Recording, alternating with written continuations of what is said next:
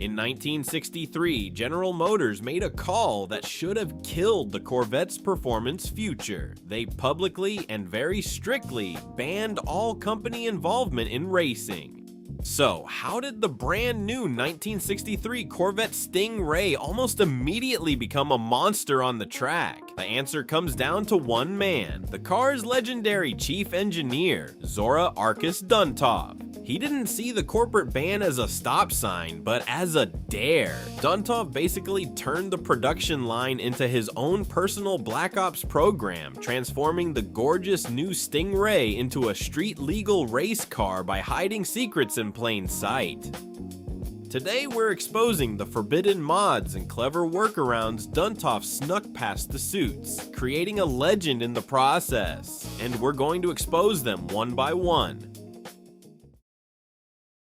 Our first secret isn't totally hidden, but its real purpose was a classic case of hiding in plain sight. It was an option code, RPOZ06. If you didn't know what you were looking at, it just seemed like another expensive option. For an extra $1,818.45, a truly staggering price back then, nearly half the cost of the car itself, you got a special performance equipment package. But what did that really get you?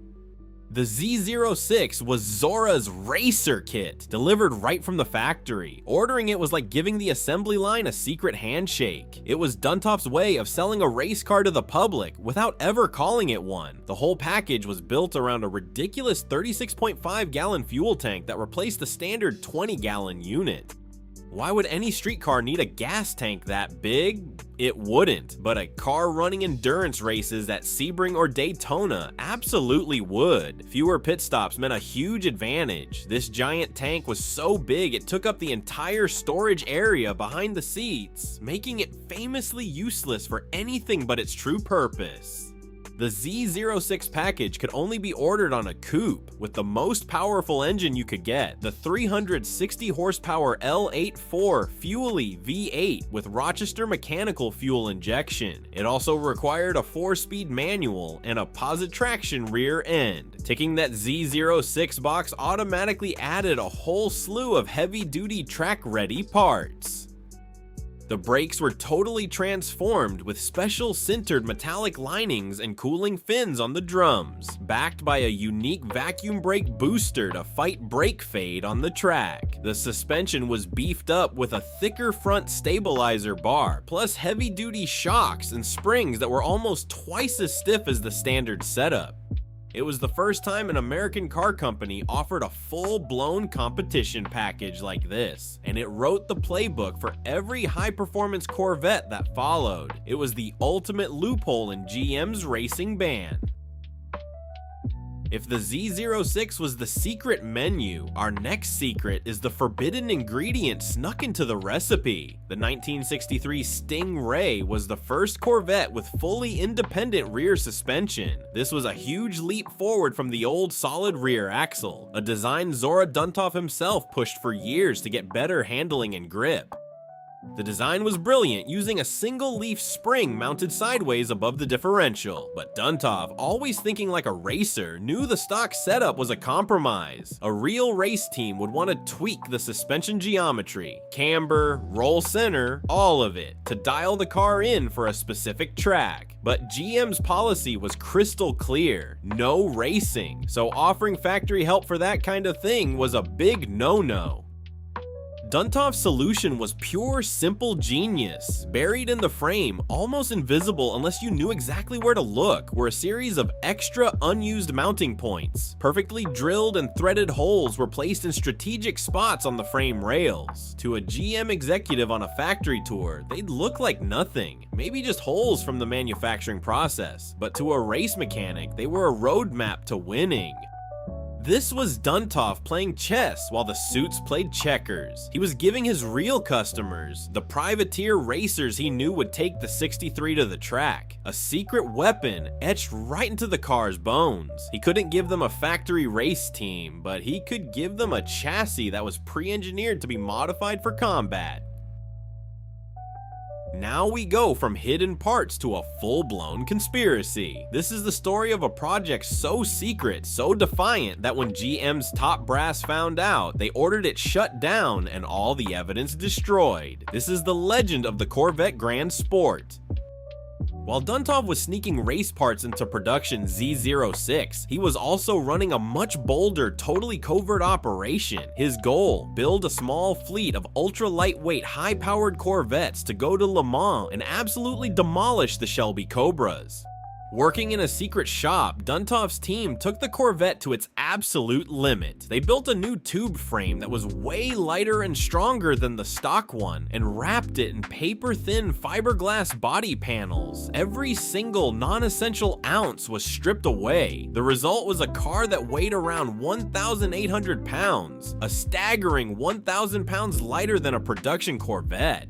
Into this featherlight chassis, they crammed an experimental all-aluminum 377 cubic inch V8, breathing through 4 massive Weber carburetors and cranking out over 550 horsepower. These weren't cars, they were weapons. The plan was to build 125 of them to qualify for international GT racing. Records show that Duntov's team managed to build about 5 of these Grand Sport prototypes before the hammer came down. In early 1963, GM's chairman, Frederick Donner, got wind of the project and was furious. It was a flagrant violation of the company's anti-racing policy. He ordered the program killed immediately and the cars scrapped. But Duntov, ever the rebel, couldn't let them die. He managed to save the completed cars, which were quietly shuffled out the back door to privateer racers like Dick Goldstrand and Roger Penske. They continued to race them with unofficial, under-the-table support from Duntov and his loyal engineers.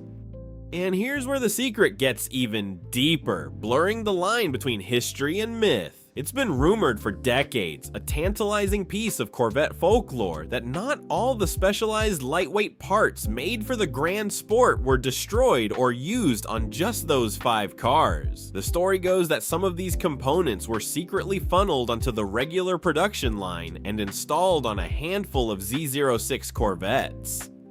This claim is still hotly debated by car historians, as no smoking gun document has ever been found to prove it, but the idea that a few ordinary Z06 might have left the St. Louis factory with the DNA of a top-secret Le Mans racer hidden under their skin is one of the most compelling secrets in Corvette history.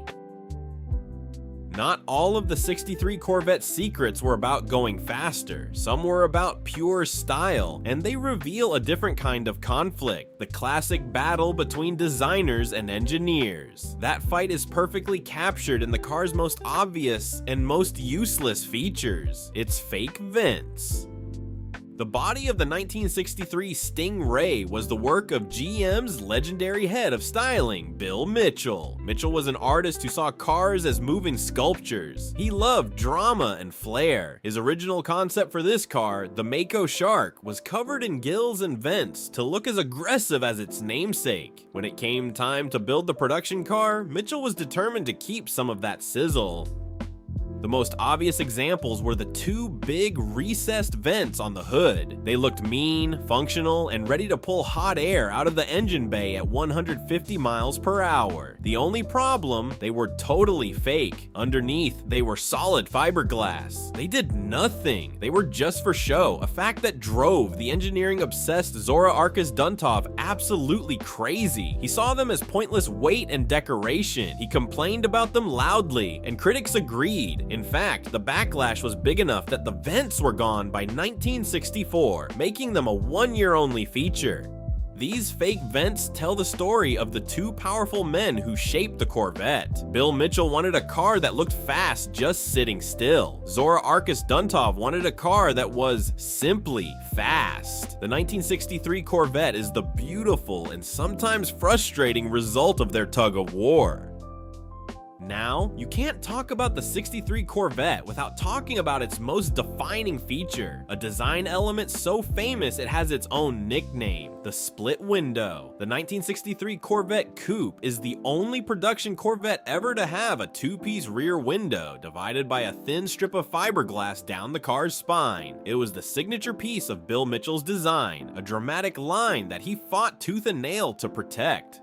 Mitchell felt the split was essential to the car's Stingray theme, continuing the central spine that ran all the way from the hood to the tail. And aesthetically, a lot of people think he was right. The split window coupe is often called one of the most beautiful American cars ever made. But from a practical point of view, it was a mess. And the man who had the biggest problem with it was, you guessed it, Zora Arkus Duntov. Zora, the ultimate pragmatist, hated the split window. His reason was simple: you couldn't see out of it. That central bar created a major obstruction right in the middle of the driver's rear view mirror. As soon as the car came out, customer complaints proved he was right. People loved how the car looked from the outside, but they hated looking out of it from the inside. The debate raged inside GM. Mitchell, the artist, defended his vision. Duntov, the engineer, argued for safety and function. For 1 year, and 1 year only, Mitchell won. The 1963 Corvette was built with his split window intact, but it was a short-lived victory. The combination of Duntov's relentless complaining and negative feedback from owners was too much to ignore. For the 1964 model year, the split was gone, replaced by a single large pane of glass. That decision instantly made the 1963 split window coupe a rare 1 year only collectible. It's a perfect automotive irony. The car's most celebrated feature was considered a design flaw that had to be corrected. While the split window got all the press, another revolutionary design feature debuted that year, one that would become a Corvette trademark for the next 40 years: hidden headlights. Before 1963, Corvettes had normal, fixed headlights. But for the new Stingray, stylist Bill Mitchell wanted a much cleaner, more aerodynamic nose. Exposed round headlights would have ruined the car's sharp knife-edge front end. The solution was a complex system of electrically powered rotating housings. When you didn't need them, the headlights were tucked away, leaving a smooth, unbroken surface. A flick of a switch made the housings rotate 180 degrees, revealing the lamps. This was incredibly dramatic and futuristic for its time. While it wasn't the first car ever with hidden headlights, the 1942 DeSoto holds that title. The 63 Corvette is the car that made them cool. It added a sense of theater to the simple act of turning on your lights. It was a piece of mechanical ballet that perfectly matched the car's futuristic look. But in 1963, the benefit was clear. The hidden headlights were a key part of the Stingray's identity. They were a statement of advanced design and a crucial part of its aggressive, slippery shape. They were another piece of the puzzle that made the 63 Corvette feel like it was breaking all the rules, even when it came to something as simple as turning on its lights. So what does it all mean? It paints a picture of a car that was fundamentally dishonest in the best way possible. Publicly, the 1963 Corvette Stingray was a stylish, innovative, and civilized grand tourer. But secretly, thanks to the defiant spirit of Zora Arkus Duntov, it was a wolf in sheep's clothing. It was a machine designed from day one to get around corporate rules and win races.